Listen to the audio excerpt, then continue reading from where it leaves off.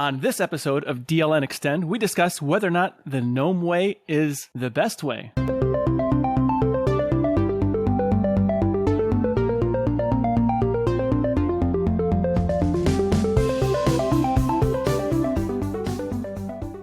This episode of DLN Xtend is brought to you by DigitalOcean and Bitwarden. Welcome to episode 73 of DLN Xtend. DLN Xtend is a community-powered podcast. We take conversations from the DLN community, from places like the DLN Discourse Forums, Telegram group, Discord server, and more. We also take topics from the other shows around the network and give our takes. With me today is Wendy. She'll punch your camera question right in the face, and Matt slips a game recommendation in a conversation, even if you don't ask for it. How are you guys? I'm not sure what to make of that.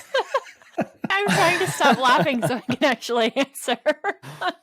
I would never slip game recommendations in it by the rise son of Rome. See, there we go.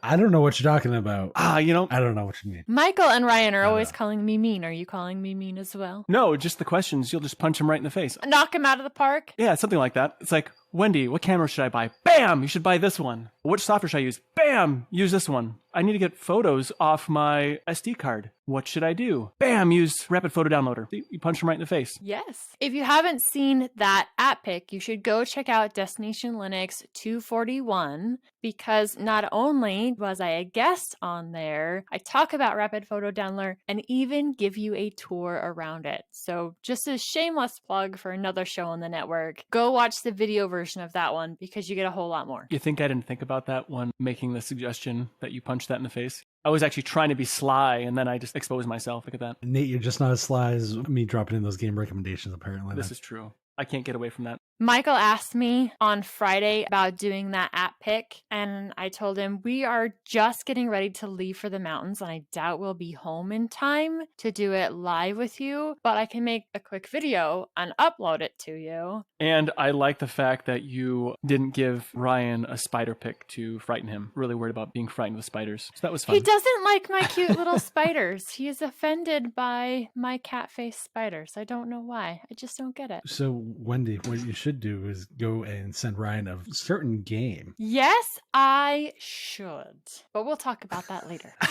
Exactly. Well, Wendy, what has been going on in your neck of the woods? I've been working more on this PinePhone challenge. So I've been using Manjaro on my PinePhone with Plasma Mobile, and I really love that base UI. But I'm also struggling getting my CDMA SIM card to work inside that version of software for the phone. Yesterday, I went ahead and installed what Matt likes to use. Yes. Ubuntu Touch? What? I went ahead and installed Ubuntu Touch last night on this. And I have to say, I really like the UI more than I thought I would. It's pretty dang fluid. Of course, you still deal with some of the hang-up type stuff in this device. It definitely doesn't run as fast as my other phone that I use on a day-to-day basis. But it seems like it was reading my SIM card pretty good. I didn't actually get a chance to test it last night because I was potentially expecting another call to come in, and so I needed to stop with the playing and just have my SIM card in the other phone until I knew that I was good to go on this one. So when we're done here, I will actually go back to playing with UbiPorts or Ubuntu Touch and making sure that my SIM card is working fully in this, finish getting all of my apps set up on it that I need for the next 42 hours, and I will hopefully be able to tell you guys exactly how the PinePhone challenge went for me next week. Nice. That's awesome. Not to hijack this conversation at all, because I've been working on other things, but this is kind of what I do. I've been actually very happy with the Plasma Mobile and Tumbleweed as of late. The little things like the keyboard going away and coming back when you would expect it to, that works great now. Discover, believe it or not, works great. The only thing that I really have a problem with at this point is doing updates on it. You have to go in the terminal and do that. And as much as I love the terminal on a phone is a novelty, not something you want to do on a regular basis. I can probably write a little program to do that for me. I really didn't mind updates from the terminal on the phone. They do have a GUI option, of course, in Manjaro that you can use, but I quite enjoyed the terminal version in Manjaro. Or at least doing an update from there, but that's pretty simple. You run the command, let it run. Minimal typing. If you are doing a whole lot in the terminal on the phone, I can see that being harder just because trying to send a text message some days, it's like, holy crap, why can't I ever push the right letter? And trying to do longer commands in the terminal on the phone, I could see being extremely painful. Yes, I find even doing texting on a phone painful. I'll switch from my computer to the phone, either using KD Connect or something else, because I just don't like using the touch type, because I always fat finger it. That's the only issue. It's a me issue. I'm curious to try that, especially where it connects so much cleaner, I would say, from the PinePhone. I did connect it up a little bit before. I need to reconnect it now that I've got Ubuntu Touch on there and just see. I would love to be able to get text messages, especially when I'm working at my computer doing other things, because I'm pretty much confined to my desk right now all day and every day as we are gearing up for school, between stuff I've had to send in or other things that I'm working on or that kind of thing. I really feel like I just live here. Do you have anything fun going on this week, Matt? Organizing my physical video game collection. Not fun, but it needed to be done. So are you organizing them alphabetically? Are you organizing them by which system they go to? How does your organization system look for physical video games? I do by system. I don't do alphabetically. I do by games I've actually completed. Makes sense. Did you consider using the Dewey Decimal System, so it's like a library? I might have a library, but as big as my physical library is, I would probably need that for my digital library, which I am not organizing because that I already fixed. No, to answer your question, Wendy, I do it by system and I do it by games that I've completed and games that I have not. That way it gives me more of an incentive to try to play some of the games that I have not completed yet or played at all. I have way too many. Do you move games that you've completed to the bottom of the rack or whatever then, so that the ones you haven't completed are more easy to get to? If I'm looking at my shelf, I'll put everything to the left that's completed. And there's usually like a breakpoint for whatever games that I keep a mental note of. And everything past that is where generically I'll look first as far as any games that I'm looking to play. If I don't do that, I'll continuously play the same games over and over and over again, and all these other ones will sit and do me absolutely no good. The organizing of games is something that I personally need to do as well. Although my collection is probably a lot different than yours. Mostly like Atari cartridges and Nintendo and some Super Nintendo. Not very many Nintendo 64 because that's a little too new for me. Says the guy who recently bought a PS4. There's like 5 games I have for that. There's no organization required. It's not even me that's playing it. I don't have a good system for that. I am interested in seeing what your final product ends up being with that. And I do hope you share some pictures because I could use some recommendations there for sure. I will definitely have to post some pictures because right now it's only about a quarter of the way done. Before? After? Yeah, pretty much. Actually, I have a bunch of PS4 games from my PS3 games. So I have to finagle some stuff around and change stuff up to make it work. Yeah, I'll definitely be posting some pictures and stuff to show that.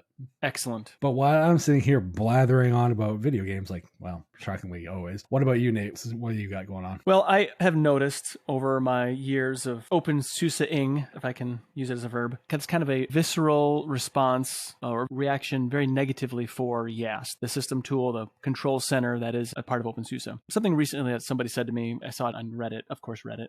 Someone who I recently met in the community asked for my opinion on what was being said about YaST. And so I read that and I thought, you know what? It's time to do a little blathering on why YaST makes OpenSUSE awesome. Now, a little bit of background on that. I was originally just going to do a top 8 reasons, 8 because it's a power of 2. And then I ended up with like 16. Well, I got to pare this thing down. Otherwise, I'm going to be working on it for too long. So I made it top 11 reasons why YaST makes OpenSUSE awesome. I'm not going to go through all those right now because that would, one, be irritating for you guys and would probably make people think I'm monopolizing the show. The number one reason for me is the consolidated control center of tools. One of the things that I love about YaST is how I can just go into one spot and everything that's system related, like core system related, is all right there. I don't have to remember any commands. I don't have to remember anything because I have such a great memory.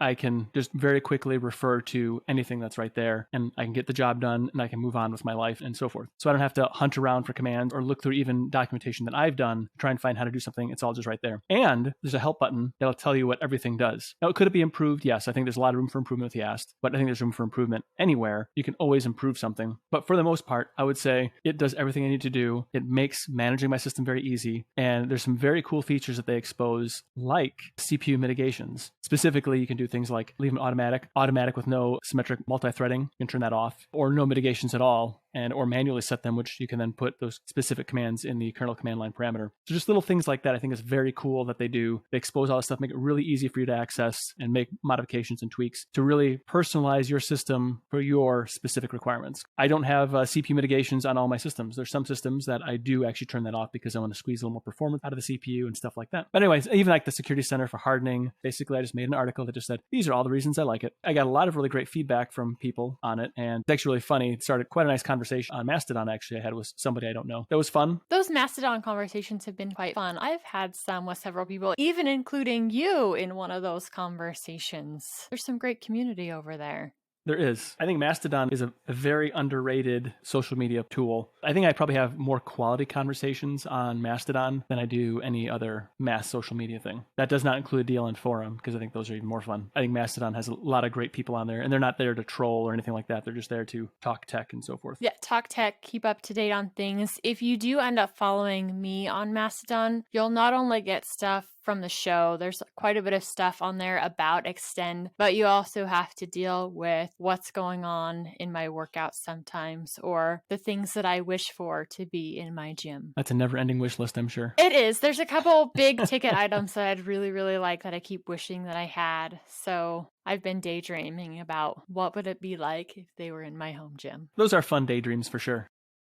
This episode of DLN Xtend is brought to you by DigitalOcean. DigitalOcean recently announced their new managed MongoDB service, which is a fully managed database as a service. With MongoDB, you can focus more on building scalable, high-performance apps and less on maintaining the database. Simply offload your MongoDB administration to DigitalOcean and let them handle the provisioning, managing, scaling, updates, backups, and security for your clusters. DigitalOcean built this service in partnership with MongoDB Inc., and together they have ensured that you will get access to all the latest releases of MongoDB document database as they become available. As a listener of DLN Xtend podcast and a member of the DLN community, you can get started for free. Actually, better than free, because DigitalOcean is giving you a $100 credit when you go to do.co/DLN-Mongo. Again,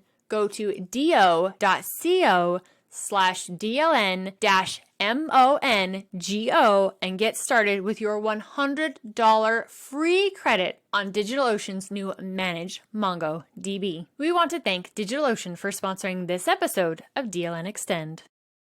Since we take conversations from all around the community, there was a blog post that I saw that talked about the GNOME way of doing things. And so it kind of brings up the question, is the GNOME way the only way or the best way to progress and push forward the Linux desktop? Now, personally, I'm not a GNOME user. I don't really like the workflow in GNOME so much. I will say right out that I'm a fan of Plasma. I've tried many of the desktops, and I always come back to Plasma just because it's like that warm, soft, comfy place that supports me in all the right ways. What are your thoughts on the desktop? Is the desktop in the traditional sense, is it still alive and well? Do you think it should continue as it is, or should we be shifting things to more the GNOME way of progressing the desktop? One of the things that I love about Linux, and I know I've mentioned this several times, is that not everybody has to have the same exact workflow, and you can have different desktop environments with different workflows. Heck, you can even have the same version of Plasma, but somebody set it up completely different to fit their workflow. Linux isn't a one-size-fits-all for me. And if I'm putting the answer in short terms, no, I don't think one way, and that goes for any single desktop, is the only way or quote unquote the right way. But it's an interesting thing to get into this article. And one of the things that I like about it, and when we were discussing, do we really want to tackle this topic or not only is this coming from somebody who works with GNOME, that is a developer for GNOME, but there was some feedback from the GNOME community as part of this article. And that makes it more interesting for me because I'm also not a GNOME user. I have used it in the past. Matt and I were talking about this a little bit last week, where I started out on XFCE because it was a low resource thing. I eventually moved over to GNOME, and there were parts of that I liked. They had Caffeine, which was an add-on to GNOME. It wasn't built into GNOME. but it made sure that I could use my computer as a media streaming device. We could watch a movie on it, and I wouldn't have to worry about my computer falling asleep. Then once that feature was built into KDE, I jumped over there, and that's where I found my happy desktop home. I have a more, shall we say, tumultuous history with GNOME. I was a fan of GNOME too. I liked the initial concepts of GNOME 3. I'm talking the hey, let's take everything from Unity and just call it GNOME version. My biggest issues with GNOME, I've really tried to like GNOME for my personal workflow. For those that don't know, all three of us here are KDE Plasma users. I have settled on Plasma over GNOME for a variety of reasons. But this particular blog, this does not reflect the entire attitude of the GNOME project. I want to clarify this before any statements as like I make these as sound all encompassing. The arrogance that comes off of this from this particular developer is exactly what I disliked about GNOME. The perception that it gives. That is my problem. When I read some of this stuff, I have a hard time. If this is one developer, and please, I want to reiterate, this is one developer for the project. Yes, it is one developer, but it's also on the official GNOME website. You can't say for sure that every developer feels this way, but because it is on the official blog for GNOME, however you want to say it, I'm never quite sure. But because it is on the official website, it does make it seem like it is more a project overview of how they feel. Yes, and that presents problems. I don't think the traditional desktop is dead. I think, like everything, it has moved, it is morphed, and it has changed with the times as things should. There's nothing wrong with that. Some of the things that this particular blog goes over, which is the link is in the show notes, specifically is talking about what built-in functionalities into the GNOME project as a whole. There's a few of them that I take issue with, but the one that really kind of grates on me is every preference has a cost, and this cost rises exponentially as you add more of them. This is why we avoid preferences as much as possible and focus on fixing the underlying problems instead. I can see your heartburn with that one. There is so much loaded wrong with that statement. There are so many things that I find so wrong with that take. And that almost reeks of an arrogance to me. Every preference has a cost. Then why does, and I'm going to be really blunt, and this is pointed strictly at this developer. I am not saying this is, again, the take of the project. But why does Budgie do GNOME better than GNOME does GNOME? I mean, that's a fair question. Little things like Budgie seems to be less resource intensive. It seems to be more traditional. I feel like I have more user control in Budgie. It provides options. They're not like overly glaring options that it provides.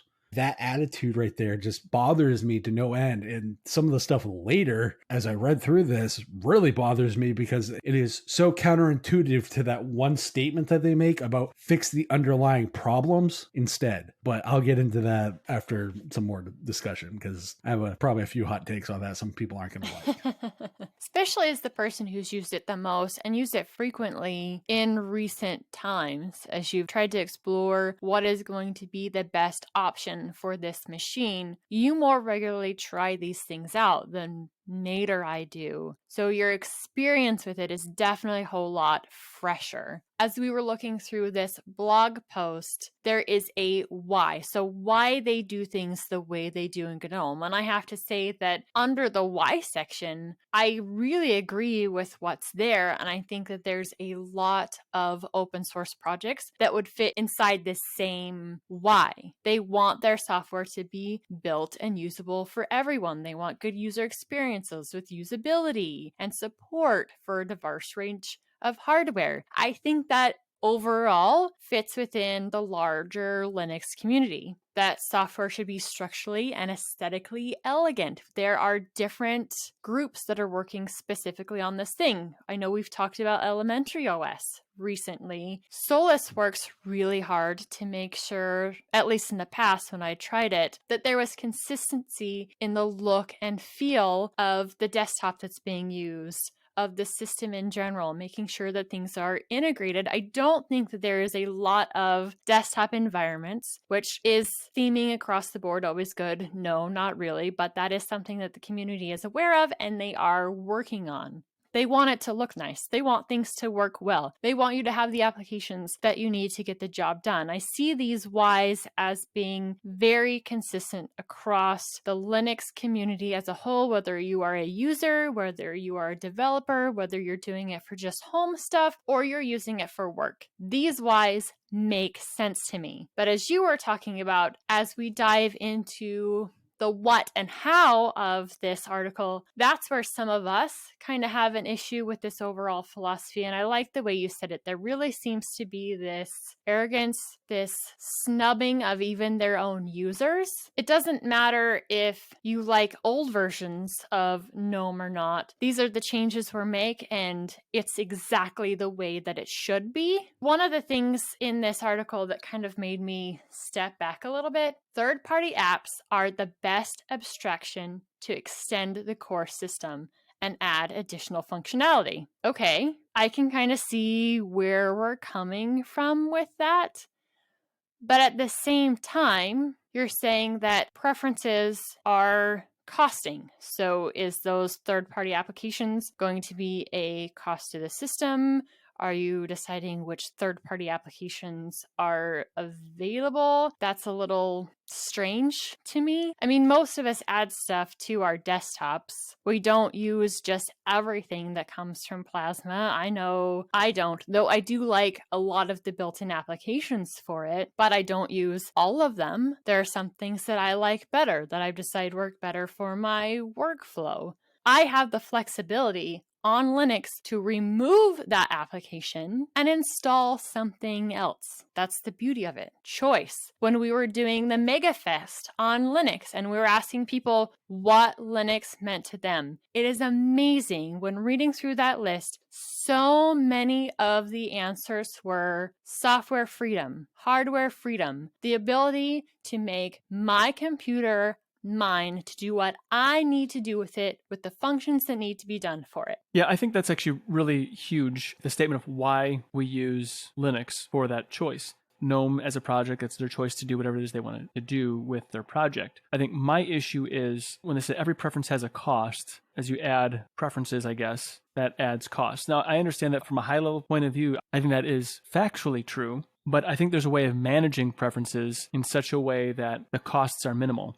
Just from a experiential point of view with GNOME, I have fewer choices, fewer preferences within GNOME unless I add a thing like the GNOME tweaks, because the default GNOME is really hard for me to use. Even if I try and use it the GNOME way, it's not an enjoyable experience for me. It doesn't have to be an expert or advanced level feature to change font sizes. That's a very simple thing to do. What's really the actual cost in allowing those customizations? What's the real cost? Like, when they say every choice, every preference has a cost, what is the cost? Now, there's a cost in not doing that as well as user frustration. Do they take those lack of preferences into consideration for the cost as well? If we're going to be honest and fair. The other thing too is, and this is not to make a Plasma is better than GNOME, but Plasma gives me all those options. Like all of them. They're all exposed, which can be overwhelming for some people. I got it. But it makes it so the differences in bits of hardware that I have, I can make those little tweaks to make it a more enjoyable experience when I have a hard time with that with GNOME. That cost is not really being weighed into it as well. That's a great point. And you pointed out the cost of having all of the extra settings that are inside Plasma. It can be overwhelming for people. And that is one of the criticisms that we as Plasma users have given it. There's probably a better way to organize that, though I have found their search function to find settings that I'm looking for to work pretty well. But Matt has pointed out jokingly on many times that the going fashion for the GNOME project is to continually remove options. So it seems to be, as you were saying, yes, you're getting rid of maybe some of the potential issues that can happen with the desktop, some of the user error kind of stuff, but you're resulting in the fact of user frustration because they can't just change a font without a tweak. Old Unity, which was based around, other than Compaz, based on GTK technologies, which GNOME is built around. Why is it GNOME still, other than on Wayland, cannot offer fractional scaling as an option for Xorg-based sessions like it does with Wayland? Yet Unity, which for all intents and purposes is now a dead DE, from 2017 still offers fractional scaling using GTK, which is your core technologies. Well, hold on, Matt. Unity is not a dead DE. It's more likely in the witness protection program. I want to, be fair here. As an example, I have a 12.5 inch Toshiba machine that is a 2-in-1, but it's a 1080p screen. I need a certain amount of fractional scaling because of the size of the screen. This would be like going and using 1080p screen on like an 11-inch tablet or something. You know, it's Wendy, take the 3x2 on the Surface Pro 6 there with like the 2300 resolution. Could you do that without fractional scaling at all? No, absolutely not. To me, the fact that that is not an integrated option shows a deficit in the underlying technology, which they supposedly say they are looking to fix by solving the underlying problems. That's been a problem since GNOME 3 started. That's just small things like that. I'm not saying I'm a developer. Something like that, it would be a basic feature because of things going high res and smaller form factors and adapting the technology. Now, I'll be the first to admit, I have not looked at GNOME 40 or GTK4 and all the other stuff. So I don't know if they fixed that. But knowing how, as a whole, they tend to not fix things, or their version of fixing things is removing things, I'm not high hopeful on that. I guess removing features that are broken is one method of fixing the problem. So if they're removing features that are problematic for the architecture, that is a method of fixing it, I suppose. I don't think that's the best method. I think that is a method. But it leads to the addition of the extensions. They think that's an edge case. I'll tell that to every Firefox user, Vivaldi user, Chrome user. That was actually brought up in the comments underneath. So what they're talking about actually comes from the how section of this article. We don't do hacks. Rather than working around a problem at the wrong layer of abstraction, we believe in going to the root of the problem and fixing it for everyone. At the base understanding, I really do like the idea of this. But in clarifying some of this, they really make it sound like we don't want any shell extensions. Shell extensions are absolutely horrible, and really nobody uses shell extensions. That was the feeling that I got from reading it. As Matt put it, one of the comments from the community below, and I quote, "Shell extensions are as niche as the same way Firefox extensions are. They are a separate, optional thing you need to know about and then go get from a special website." They're also niche in the fact that how many people don't use extensions on their web browser. I use several. We talk about them on a regular basis. I love Dark Reader. I love my Ghost Ray extension. I love my Bitwarden extension. These are things that I use every day. They make my browser more functional. When I was using GNOME, there are certain extensions that there is no way that I could get my work done. Oh, I can't say no way, because really I could have, but my workflow was so much cleaner. It was so much better with those extensions on there. GNOME itself, it didn't offer those things that I needed to get my workflow done effectively. My last jump onto GNOME was Pop! OS when I was having some specific issues with a specific machine. Even with Pop! OS and the built-in extensions and stuff that it uses, between the Pop! OS extensions and the stuff I installed, now some of them were very niche, and I'm not going to lie, and some of them were just trying out the extensions as a whole. When things like in the favorites where you have the application launcher that's at the very bottom, you can click and drag all your favorites around all you want and arrange the favorites tab however you want. But that menu is structured to fit and not move at all. You can't click and drag that around at all. You can't even put it to the top. That requires an extension. Call it a small thing. If I can do it with all my app icons and everything else, why can't I do it with the other icon / functionality that is literally built into the thing? It's just changing the position. I'm not saying it has to be there. It comes to the point where you can have a base design, but when you take everything away from any type of movement or change or whatever, then accessibility and everything else, that the why and the how-tos and whatnot that we agree with, you're throwing in the face of everything that you just said you want to go for, accessibility and all the other stuff. There's so many contrarian takes within this that contradict the why, but with the what and how are so backwards to what the why is.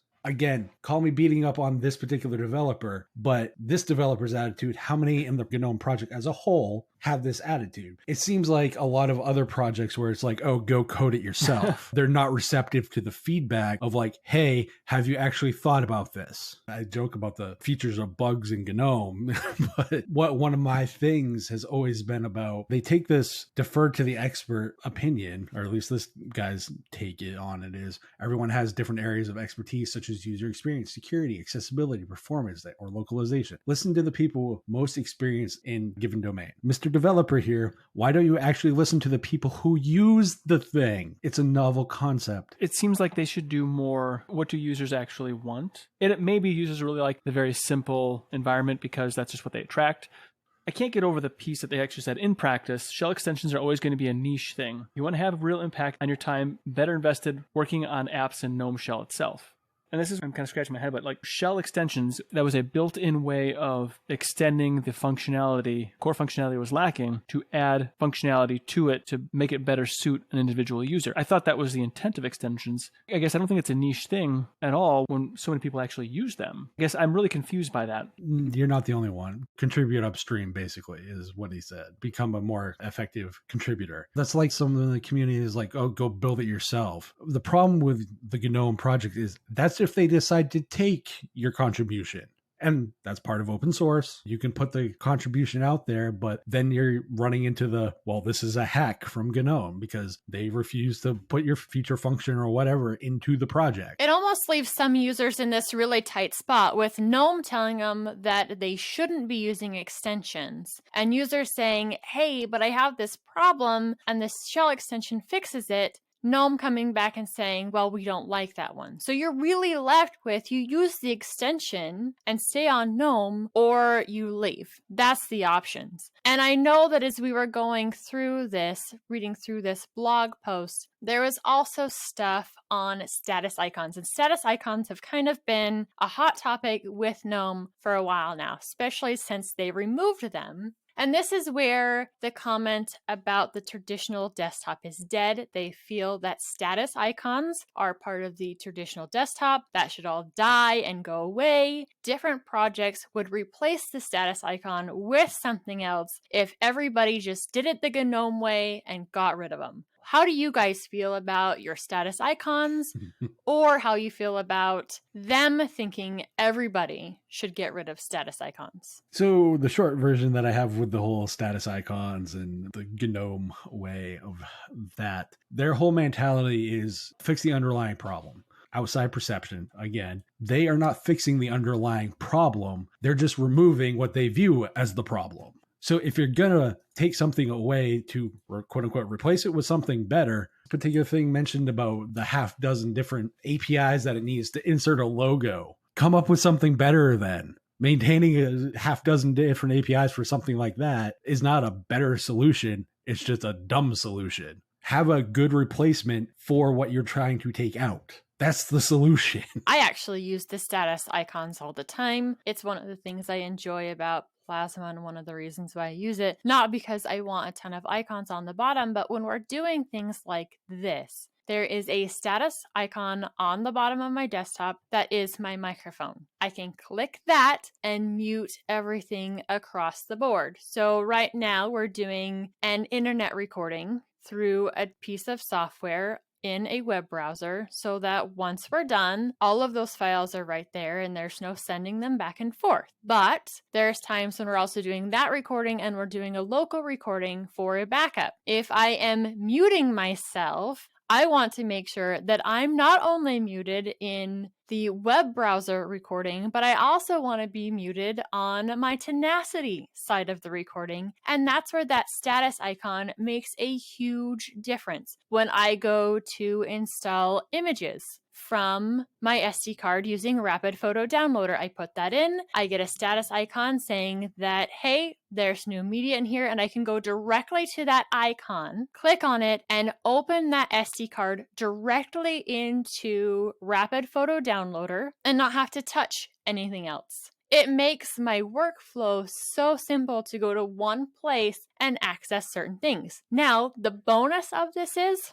If I don't want those icons, I can remove them. And I know there's been quite a few people that say, hey, there are certain applications that I use. They make status icons for that. It's part of the functionality of the application and needed to add that back with a shell extension. Now, I'm not saying that everybody should jump to Plasma because we have them. It is just one way of doing things. And I know that there's people that love the rest of the GNOME workflow. There are certain aspects of it that they really enjoy as part of that desktop environment. But as a user of it, I can only guess or wonder at the frustration that goes in when GNOME gets updated and then they're like, oh crap, that other thing that I use is gone. And then they're off to look for another extension to fill the thing that was taken out of their preferred desktop environment. I'm with you, Wendy. I use my status icons all the time. I mean, the system tray to me is a extremely valuable tool. Really, if a desktop doesn't have it, I just won't use that desktop because I use it so frequently to know various different status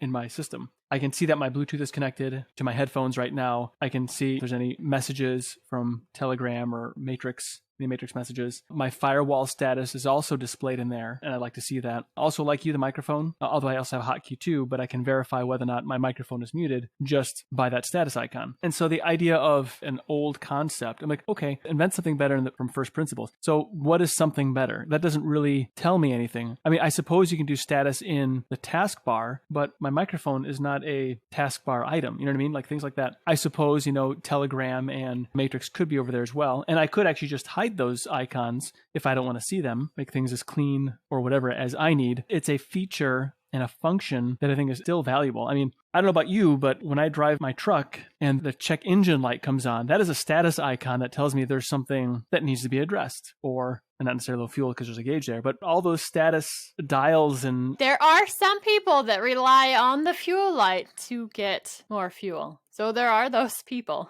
There are those people. I don't think that's smart. If it goes below quarter tank, you need to fill up. But anyway, at a quarter tank, you should fill up. There's things you just have to have a status of your system. I mean, for me, I add things to it. Like I want to see what all my cores are doing. I want to see what my memory status is as well. I want that feedback from my system at all times. Because if all of a sudden my CPUs are pegged out for whatever reason because Chrome goes crazy or something like that, I'd like to see that immediately. The idea of not having a status icon or status icons, I think it is a garbage statement, really. If you have something better, please bring it forward. But just to say, invent something better, it's kind of a ludicrous statement. And I also want to say that what I'm a little bit annoyed by too is system-wide theming is a broken idea. Only a broken idea with GTK. That's not a broken idea with Qt. Right, because it works really gosh dang well for the most part. And it makes your system just feel more cohesive. So system-wide theming, I think, is a great. If you want to diverge from system-wide theming and have application-level theming, sure, fine, go ahead and do that. It's actually, I think, better if you kind of keep in mind what the rest of the system is doing. When I use various Qt-based applications, actually in Plasma, when I use Qt or GTK-based applications, it all kind of looks pretty much the same unless it's a Flatpak. I think that there's a lot to be said for just having everything have the same general feel. I have a dark theme. And we've talked about this many times before. I have to have a dark theme just for the sake of my eyes, or I get headaches if there's too much of a light theme. And so I want to force that dark theme on everything. And so a system-wide theming of a dark theme, it doesn't have to be exactly perfect for shades of darkness. It doesn't have the exact same Pantone, but I would like for it to be close, right? And so having that system-wide theming makes my system experience much, much better. It's just an obtuse statement. It's really what it is. It's not taking into account so many other factors in how people use their computers or what people's requirements are. That's like saying everybody is the same when, some people do have a hard time with certain colors or certain brightness levels. They're off script. They've just missed something there about personal computers. That's why I would consider a dark theme as almost an accessibility issue, because we both get headaches from stuff that's too bright. I know there's other people in the community that have said they use dark themes for the exact same reason. And like you, it doesn't have to be exactly the same shade across every single application, but I do want it to look nice, and being able to apply that dark theme across everything really makes my system far more usable for me, not only in my eye comfort level, but making sure that I can take care of my family when I'm done on my computer because I'm not dealing with a headache. It is, as far as I'm concerned, I'm going to say it again, dark theme is an accessibility issue, and being able to apply a dark theme across all of the applications you are using is part of making sure that the computer is usable for anybody who needs to. That's absolutely true because they have, at least in Plasma, I don't know about GTK, they have high contrast themes for people who do have a hard time seeing. So if you don't have system-wide theming and then you apply a high contrast theme, I mean, where's that going to apply to then? Okay, got it. Maybe it won't look quite as pretty with a high contrast. In fact, it doesn't look pretty, but it allows people to use their computers. So that system-wide theming, to me, is the only correct path forward. So there is proper accessibility for people with visual encumberments. That's just the bottom line there. And that's one place where system-wide theming trumps it looking quote-unquote pretty, because now it's not about having a pretty elegant look across everything. It's, hey, can I use my computer or not? Right. You're denying certain groups of people the use of a computer because of your high ideals here, and that does bother me. The point I hit on earlier is it's like, if you don't like the way apps look, contribute to them directly or the platform style. Again, that's if it's accepted. Or I guess you have to fork it and make it functional for you, which that's ridiculous. Yeah. Again, this particular developers, this is their take on the GNOME project. It is a take, I will put it that way, but if this is the attitude of GNOME as a whole, and I'm not saying it is, but if this is the way they think and the process they take, they might want to really seriously reconsider looking at that process, because the mentality of simply just saying either contribute code or shut up basically is dumb. And there's one user in the community that points out it almost the exact same thing in the comments under this article, and it is evolution accepts my opinion, GNOME not. And this is where that I'm a user, I may not be able to develop and contribute that way, but I overall like the workflow of GNOME and want to keep using it. Why do I feel like when I give my opinion as maybe a beginning user, as a longtime user, I get blown off? For a D that talks about not wanting to do hacks, it feels like I have to hack GNOME a lot as a user. So true. Here are the questions for the community as we wrap up this topic. Do you use GNOME? What are the things that you enjoy about GNOME? Are there certain aspects of it that have changed over the years that you wish would come back? What do you feel about this article yourself as a GNOME user, or maybe as a user of a different DE, even maybe a different GTK DE, because there are some other pretty dang awesome ones out there that are built off this code that are GNOME-like in certain ways, but still give the user a little bit more flexibility. We would love to hear your feedback on this topic. We know there's some different opinions out there. Tell us about it. This episode of DLN Xtend is brought to you by Bitwarden. Bitwarden is the password manager we use and trust. It's the easiest, safest way for individuals, teams, businesses, and organizations to store their passwords and other vital, sensitive information. Bitwarden lets you choose the authentication to access your password manager, such as PIN, master password, and adding phrases or fingerprint security, all to keep your passwords safe. Go to bitwarden.com/DLN to get started for free. Bitwarden is a password manager that I use and trust because Bitwarden is 100% open source. It has extensive security audits. It gives you the ability to self-host if you so choose. So go to bitwarden.com/DLN to get started for free. It's only $10 for a premium account, which gives you 1 gigabyte of encrypted file storage, 2-step login with YubiKey, U2F, Duo, Vault Health Reports, and more. Make the smart move like many from the community have and go to bitwarden.com/DLN to get started for free.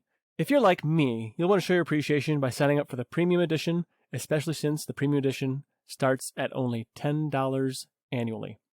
Bitwarden has saved me from getting into a serious jam numerous times. Now, you wouldn't be able to pry it from my cold, dead device. Thanks to Bitwarden for sponsoring this episode of DLN Xtend. Matt, so you don't have to slip it in the conversation, I'm sure you have a game recommendation that you're going to fire away with. I always have game recommendations, and I already slipped in one earlier, so, why not slip one at the end of the show in as far as game recommendations.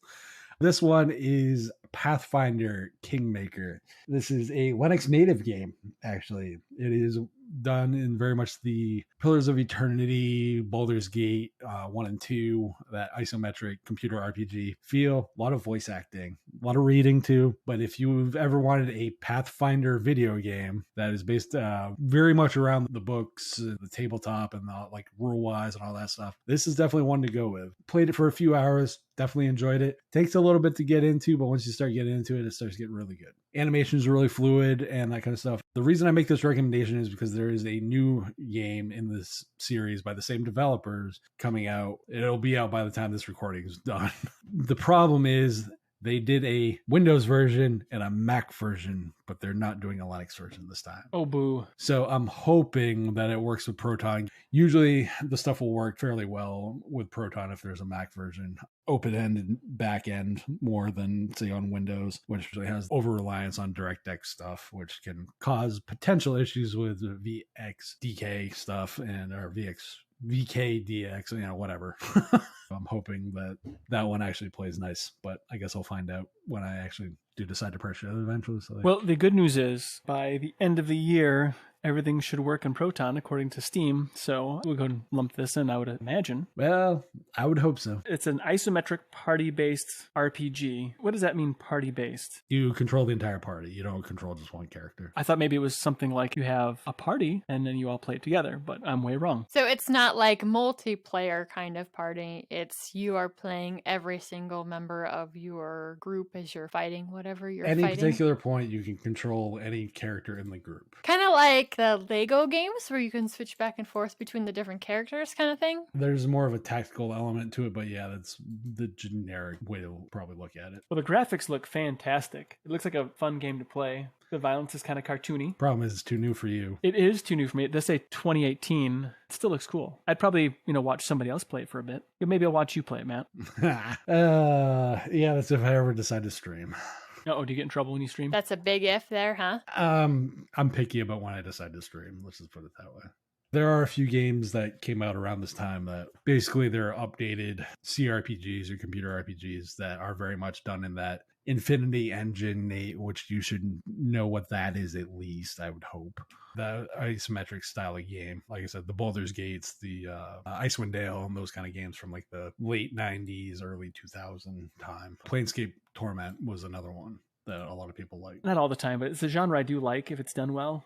Requirements on this are pretty low, really. Also check out Pillars of Eternity, Tyranny, and Torment, Tides of Numenera, Wasteland 2. Those are some other games done in the similar vein, so definitely worth checking out. I like it. While I'm making my path to find games to play, Wendy, did you finally find your path to playing one? I did. Thank you for reminding me this morning, and I played 20 minutes before we started the show. So I did play before, even though it was, I got to do that now, or I'm not going to get a chance to do it. I really enjoy parts of this game, and if you don't know what we're talking about, the game I've been talking about now for the last 2 episodes is Kill It with Fire. You play someone who is out to kill all of the spiders in your home, your office, wherever you are. There's different places that you go. One of the things that I'm struggling with in this game, and that is definitely a me issue because I am not coordinated when it comes to gameplay.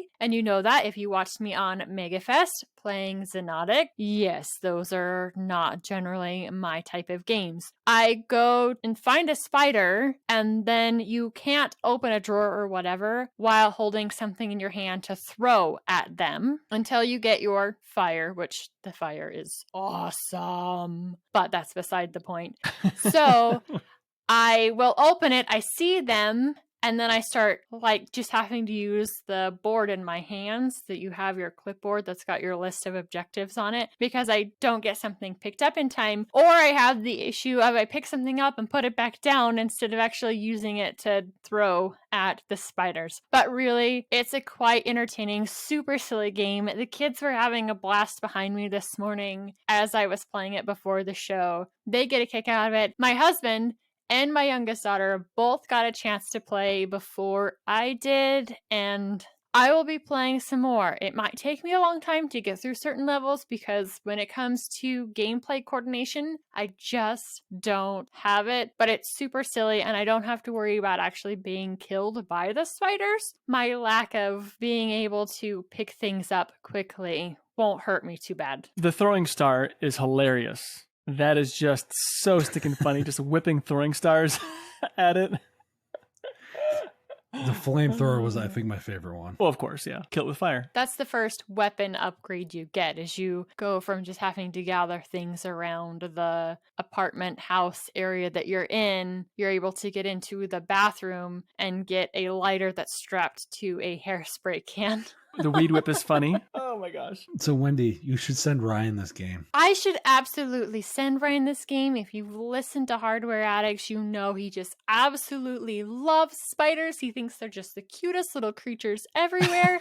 Actually, as a side note, I was talking with my kids about ways that we could get Ryan with fake spiders. So next conference we're all together, there could be some fun stuff going on. Just turn on a camera. Matt and I are gaming and you are building, Nate. What is your current building project? I'm building my tool crib wall. Like in a machine shop, they have like an area where you would keep all the tools, and it's usually like cordoned off in some manner, like behind a cage. I'm building a wall where I can put all of my power tool things, like my battery chargers, specific different tools I want to hang on the wall just for quick access and so forth. I'm building that right now. I cut and paint the board, put in place, and I didn't take some things into account, so it's a little bit too big and I got to trim it down a little bit. Things like, although it would physically fit if I put it there, I can't actually get it around some of the things that are in the way. I'll get that worked out. Not a huge deal, just a process, and it's kind of a cumbersome process because I'm trying to fit it behind some electrical things as well. My workbench right now, where I would do my dirty work, as it were, things that I don't want to have on my computers, has a lot of tools because there's no place for it at this point. I really can't get to my mini split until I can find all my tools. When I put all my tools away, then it'll be a lot easier to get to these other building projects I have to do. It's not very exciting, but it is necessary. You are moving on from just the regular sorting through, putting stuff away with the move, and trying to get things a little more organized. Yep. So pretty much everything has been gone through, although I still can't find a couple of things that I set aside. Not the box of podcasting things. I did find those, but now things like my calipers. I had a network cable diagnostic set. I can't find that either. I'll find them. Maybe I missed it going through another box, whatever. But anyway, doing this will just get me closer to the point of where I have no more boxes left. Since we last talked, so 2 weeks ago, I have probably about a third of the number of boxes left to go through still. So I'm going to actually have the kids and I go through all the toys they're not playing with anymore, make them sort it out as opposed to me doing that job. That I'm going to have them make that mess today. So I'm excited about that. It's an important step. How well does that work when you put the kids in charge of that job? Because I know every time I do, there's a whole lot of things that shouldn't stay that do, because it's, oh my gosh, I found this. It's so awesome. I have to keep it. And then they still don't actually play with it. I actually have a plan for this. When I was a kid, my parents are very frugal. And what they did was they did like toy rotations. My mom did this, I should say, not my parents. My mom did this, where she would basically have a box of toys or a little bin of toys where she would then swap them out. So the toys were constantly new. It kept me wanting new things less. And so I'm basically going to do this kind of a setup as well. I've already got the bins set aside, the plastic bins, like flip top bins. If they're set in a puddle or whatever, it's not going to be the end of the world for the box and things become a mess. But I have this already planned out. So they only have a certain number of bins they can fill. Everything else has to go. That's the plan anyway. We'll see how it goes. Nice. This is my first time doing such an activity, so I could fall on my face with the whole thing. But that's the plan. We'll see how it goes today. We'd like to continue the discussion with you on Telegram and Discourse, Mumble, or Discord. Visit the DLN website for information on how to connect to the social channels and all of our shows and creators at destinationlinux.network. More information on me, you can go to cubiclenate.com. Links to my regular and Blatherings podcast and YouTube channel can be found there. And you can find all of my random ramblings on Twitter at MattDLN. You can find me on Mastodon at WendyDLN at mastodon.online. Be sure to check out the DLN merch store. Grab yourself some awesome DLN Xtend swag along with stuff from across the shows on the network. As always, we thank you for joining us. We'll be back next week with another awesome episode of DLN Xtend. Until then, have a great week, everyone.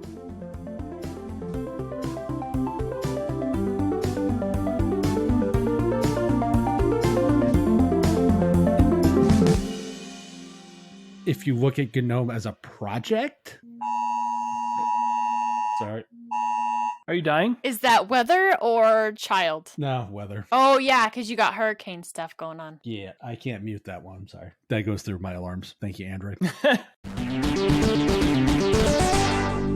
Trying to think of how many shell extensions I had with GNOME. Here's what I should do. Not necessarily share it in the show. Maybe share it as like a little side segment, but maybe post it Mastodon or inside the thread afterwards. Is throw something with GNOME on it and see how many extensions I need to add to make the system comfortable for me to use. Right. Just out of curiosity, because it's been so long. So legit, it was almost 20 extensions for me. Wow. That's with the base ones from Pop, but that's not counting the ones I added. I gotta add this other question too. Also, if you are a GNOME user, please let us know how many extensions you use on your GNOME installation. Good call.